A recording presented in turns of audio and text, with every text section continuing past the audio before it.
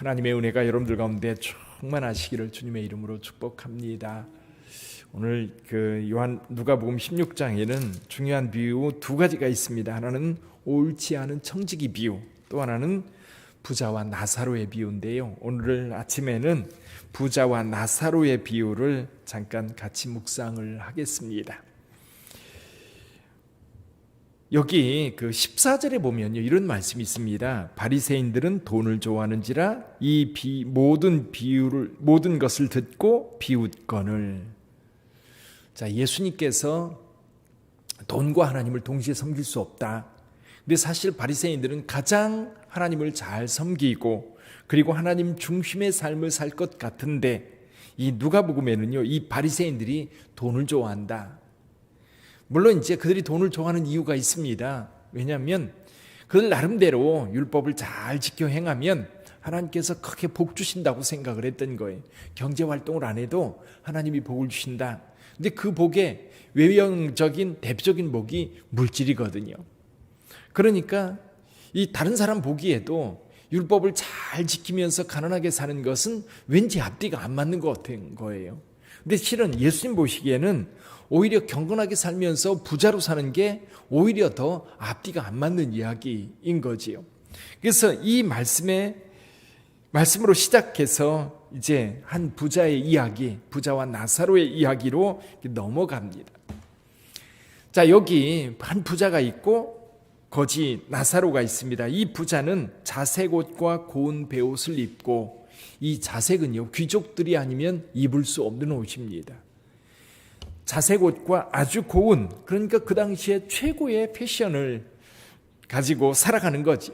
그리고 날마다 호화롭게 즐겼다.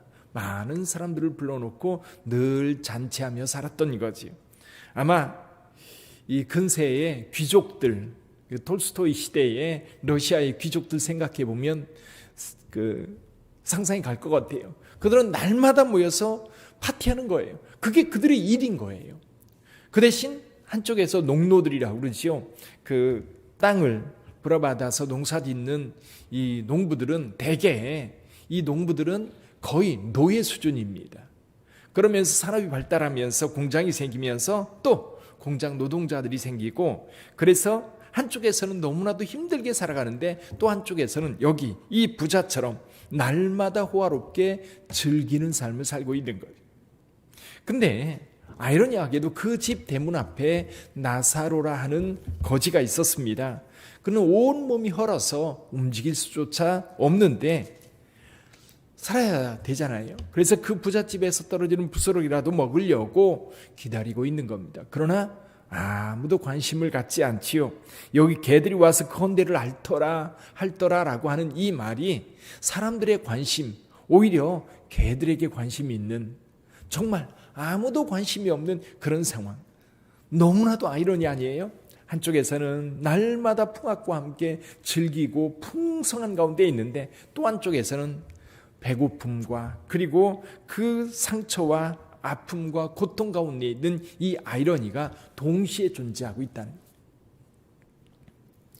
근데 누구도 죽음을 피할 수 없습니다. 부자도 죽음을 피할 수 없고 거지도 어쩔 수 없이 죽음이 그에게 다가왔어요. 근데 이 두 사람의 그 운명이 죽음과 동시에 완전히 달라졌어요. 우리 같이 한번 볼까요? 22절 같이 읽어봅니다.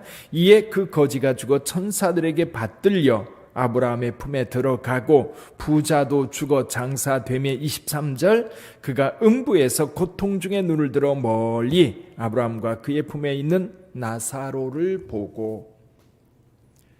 자, 두 사람이 지금 이 땅에서는 너무나도 다른 그런 삶을 살았는데 죽음과 함께 이 삶이 엇갈려요. 나사로는 천국으로 올라가서, 낙원으로 올라가서 거기에서 아브라함의 품에 안겨 위로받고, 이 부자는 고통, 음부 가운데 떨어져서 고통 가운데 부르짖습니다. 근데 눈을 들어보니까 아브라함 품에 누가 있어요? 나사로가 있는 거예요. 낯익은 그 사람, 자기 집 앞에 늘 구걸하던 바로 그 거지 나사로였던 겁니다. 아브라함에게 말합니다. 그 나사로를 보내요. 지금도 이 지옥에서 고통당하면서도 여전히 그 나사로는 자기 심부름이나 하거나 자기 발밑에 있는 사람으로 생각하고 있는 것. 손끝에 물을 찍어 내 혀끝을 서늘하게 해주십시오. 이 불꽃 가운데서 괴로워하나이다. 근데 아브라함은 이렇게 말합니다. 예, 너는 살았을 때 좋은 것을 받았고 나사로는 고난을 받았으니 이것을 기억하라. 이제 그는 여기서 위로를 받고 너는 괴로움을 받느니라. 뿐만 아니라 너희와 우리 사이에 큰 구렁텅이가 있어서 서로 오고 갈 수 없느니라. 그랬더니 이 부자가 말합니다. 그러면 나사로를 우리 아버지 집에 좀 보내주세요. 그래서 죽으면 이렇게 고통당할 수 있다고 하는 것을 그들로 좀 알게 전해달라고. 근데 아브라함이 말합니다. 모세와 손자에게 들어야 된다. 아니다. 그들이 모세와 손자의 이야기를 듣지 않는다. 죽었다가 살아난 자가 있다면 그들이 알고 믿고 여기 오지 않을 거다. 근데 아브라함은 분명히 말합니다. 모세와 선지자에게 듣지 아니하면 비록 죽은 자가 살아난다 할지라도 고난을 받지 않을 것이다. 이 이야기를 통해서 우리 몇 가지 생각해 볼 수 있어요. 한 가지는 뭐냐면 이 죽음 이후에 대한 생각입니다. 죽음 이후. 어쩌면 우리가 이 땅에 사는 것 힘들고 어려울 때 죽음을 생각해요. 죽음 너머에 어떤 일이 있을까? 근데요, 저희 어렸을 때만 해도 이 종말론 이야기를 많이 했어요. 그래서 우리가 죽으면 아니면 예수께서 재림한 이후에 우리 죽음 이후에 이 세상의 삶 이후의 삶에 대해서 이야기를 참 많이 했었습니다. 근데 요즘에는요, 교회에서도 그렇고 세상에서도 그렇고요, 종말이라고 하는 이야기가 거의 나오지 않습니다. 근데 제가 이제 이 말씀을 가지고 어제 이제 이렇게 묵상을 하면서 무슨 생각이 드느냐면 현실의 삶이 살만하니까요, 죽음 이후에 대한 생각은 안 하는 것 같아요. 이 부자도 만약에 죽음 이후에 대한 생각을 조금이라도 했다면 이렇게 살지는 않았을 것 같아요. 이 부자는 날마다 즐기며 살아갑니다. 그런데 이 아브라함이 나사로가 천국에 가고 이 부자가 지옥 간 이유에 대해서 다른 아무런 설명이 없어요. 그들이 하나님을 잘 믿었다, 안 믿었다, 악을 행했다, 선을 행했다, 그런 얘기 전혀 없어요. 근데 오직 한 가지만 이야기합니다. 한번 볼까요? 25절 같이 읽어보죠. 25절. 아브라함이 이르되 예, 너는 살았을 때 좋은 것을 받았고 나사로는 고난을 받았으니 이것을 기억하라. 이제 그는 여기서 위로를 받고 너는 괴로움을 받느니라. 그러니까 이 부자는 오늘날도 마찬가지예요. 돈이 있고 여유가 있으면 죽음 이후에 대해 생각하지 않습니다. 지금이에요. 지금 즐기고 지금 여기서 기분 좋게 살면 되는 거지 다른 거 생각 안 해요. 그래서 악이 들어오기 시작하는 거예요. 쾌락을 추구하다 보니까 그 쾌락을 추구하는 그 속에 뭐가 있어요? 악이 같이 연루되어 들어오는 거예요. 사단은 그것을 통해서 우리를 사단의 노예로 삼는 거거든요. 근데 지금 그러니까 동성애라든지 아니면 마약이라든지 아니면 이런 쾌락 산업들을 가만히 보면요, 전부 다 사단의 역사와 같이 연계되어 있고 영혼을 파괴하는 것들이에요.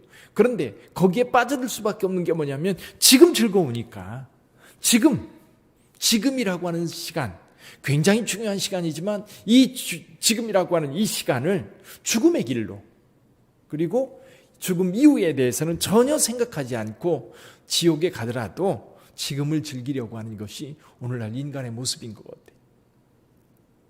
근데 반면에 나사로는 어때요? 이 땅에서 고통을 당했어요. 그는 늘 하나님 나라를 생각했을 거예요. 늘 그 나라를 구했을 거예요. 그러니까 죽음 이후에 대한 생각들을 사람들이 잘 하지 않는 거예요. 점점 그렇게 될 겁니다. 그러니까 바리새인들을 생각해보면 바리새인들 분명히 가장 신앙적이기 때문에 하나님에 대한 묵상과 그리고 하나님을 믿는 이 믿음, 이것이 우리의 죽음 이후에 우리의 인생을 어떻게 바꿀지에 대해서 생각을 해야 되는데 바리새인들은 돈을 좋아하는 이유가 그거예요. 지금이에요. 지금 즐기고 지금 행복하면 그것으로 끝인 거예요. 그 이야기를 하고 있고요. 또 한 가지는 뭐냐면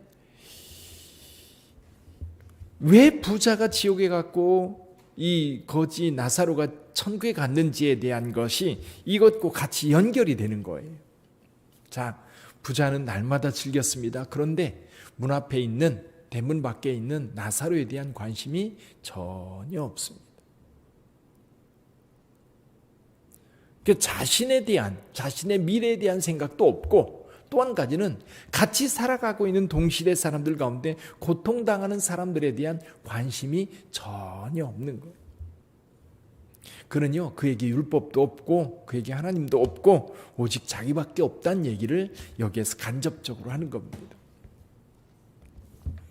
그래서 우리가 이게 신앙생활 하면서도 늘 죽음 이후에 대한 생각과 동시에, 그러면 죽음 이후에 우리가 천국 갈 거냐 지옥 갈 거냐라고 하는 것을 늘 생각하게 되는데, 그러면 오늘 어떻게 살아야 되느냐라는 거예요. 어떻게 살아야 되느냐. 물론 여러분, 저와 여러분들이 구해야 될 것은 그 나라와 그 의입니다. 하나님의 나라가 우리 가운데 이루어지기를 위해서 기도하고 그리고 힘써서 살아야 돼요. 근데 우리 주변에 고통당하고 어려움을 당한 자들이 있는데 그들을 외면하고 우리 가운데 하나님의 나라가 이루어질 수 있을까? 생각해 보세요. 여러분의 가정에 누군가 아파요. 그 아픈 자를 그냥 밀쳐두고 나 혼자 즐겁다고 즐겁게 일하러 다니고 즐겁게 놀러 다니고 친구 만나고 그게 가능한가요? 그렇지 않거든요.